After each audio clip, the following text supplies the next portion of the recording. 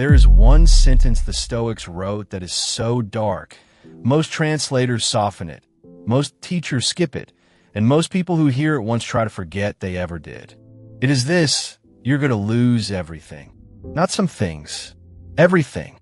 Every person whose voice you know by heart. Every object you saved up for.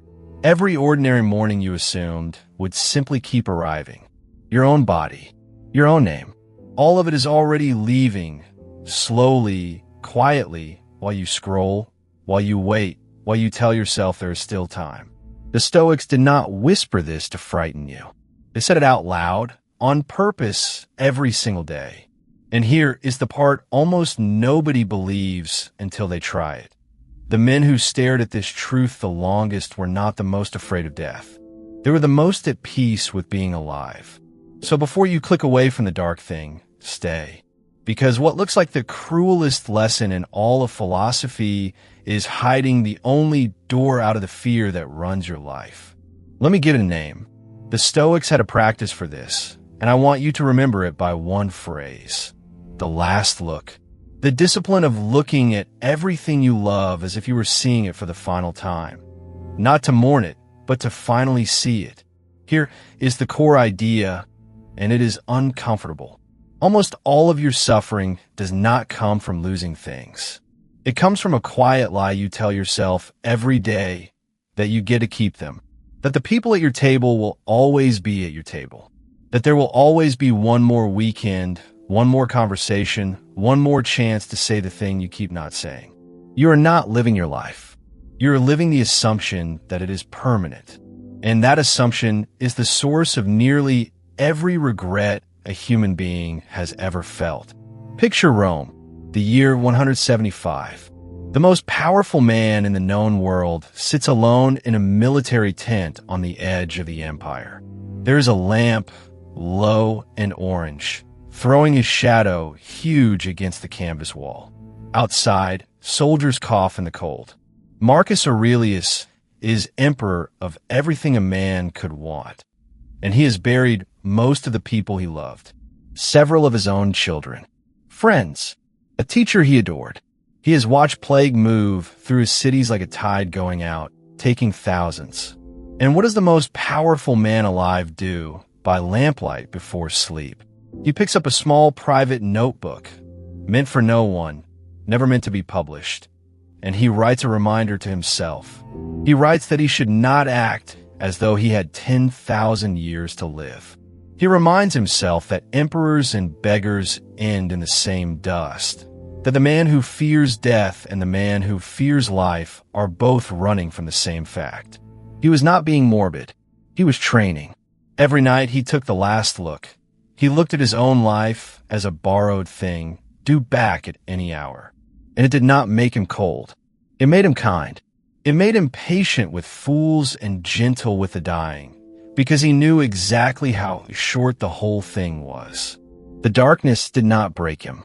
It was the only thing that kept him human inside a life that could have made him a monster. Now drag that lamp into the present, into your hands, into the glass rectangle that is probably near you right now. Look at how we actually live. We behave as if we are immortal, and you can see it everywhere. We open our phone to kill time, as if time were the enemy and not the single non-renewable thing we own. We scroll past 300 strangers' lives to avoid sitting still with our own, because being still for 10 seconds means the dark truth might surface, and we would rather feel anything than feel that. Here is a thought that should stop you cold. The average person will spend years of their one finite life looking at a screen. Not minutes. Years. Whole seasons of being alive, traded for a feed that does not love you back and will not remember you. The Stoics had a word for this kind of spending. They would call it the great forgetting. You are not bored. You are anesthetized. You are using noise to avoid the one fact that, if you faced it, would change everything. This is happening now, and now does not come back. The same forgetting runs your work. Think about how you treat your days at a job. You tell yourself the real living starts later, after this project, after this promotion, after this hard season ends. You postpone your own life into a future you have quietly assumed is guaranteed. But the Stoics would ask you one brutal question. Who promised you that future? You're trading the only days you are certain of for days that may never arrive. You are spending guaranteed gold to buy a lottery ticket. Seneca said it plainly, it is not that we have a short time to live, but that we waste a great deal of it. We are not running out of life. We're throwing it away in handfuls, certain there is more in the bag. And then there is the part that hurts the most. The people. Think of someone you love who is getting older. Think of how you talk to them, distracted, half listening, phone face up on the table, already half gone to the next thing. You believe, without ever saying it, that there will be a better time to really be with them. A calmer week. A future visit. The Stoics would take you gently by the shoulders and tell you the truth you already know. There may not be. Every conversation you have with a person you love could be the last one, and one of them will be, and you will almost certainly not know which. The regret that wrecks people at funerals is never I love them too much. It is always I thought there would be more time. So let me hand you the practice itself. Tonight, before you sleep, I want you to try the last look. Picture the person you love most in this world. Now hold this in your mind, fully, without flinching. One day you will see them for the final time. Maybe you already have and didn't know it. Feel how that lands in your chest, that drop, that cold. Do not run from it. Stay in it for 10 full seconds. And now notice what happens next. The pettiness drains out. The grudge you were holding, the thing they said, the way they chew, the small war you were silently fighting.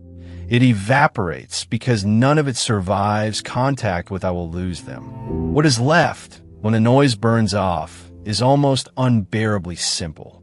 You just want to be near them. You want to say the thing. You want to pick up the phone. That is the last look. And the Stoics did it not with people they were losing, but with people they still had, which is the whole secret. But here is what almost everyone misses about this dark lesson, the part that turns it inside out. Most people hear, you will lose everything, and they think the Stoics were teaching detachment, caring less, building a wall so the loss can't reach you. That is exactly backwards, and it is why so many people quit philosophy right at the edge of its greatest gift. The Stoics were not teaching you to love less. They were teaching you to love awake. Epictetus, a man born a slave, who owned almost nothing and knew loss in his bones, said something that sounds harsh until the floor drops out beneath it. Never say of anything, he wrote, that you have lost it. Say instead that you have returned it. Your friend has not died. Your friend has been returned. Your good years have not been taken. They have been returned with thanks by someone who never truly owned them in the first place. That single reframe is the door.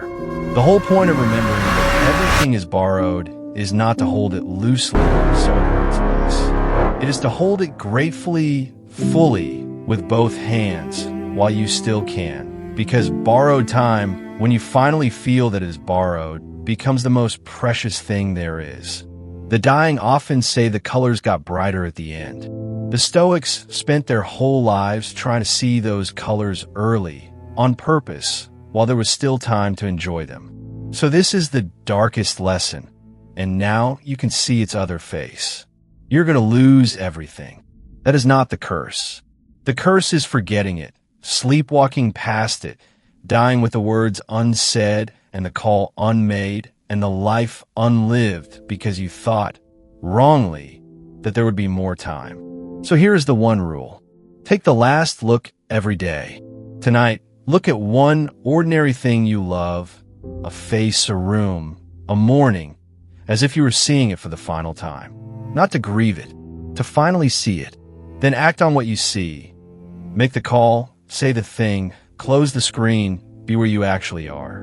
Do that, and the darkest truth in Stoicism quietly becomes the brightest instruction you will ever follow. The dark truth and the bright life were never two things.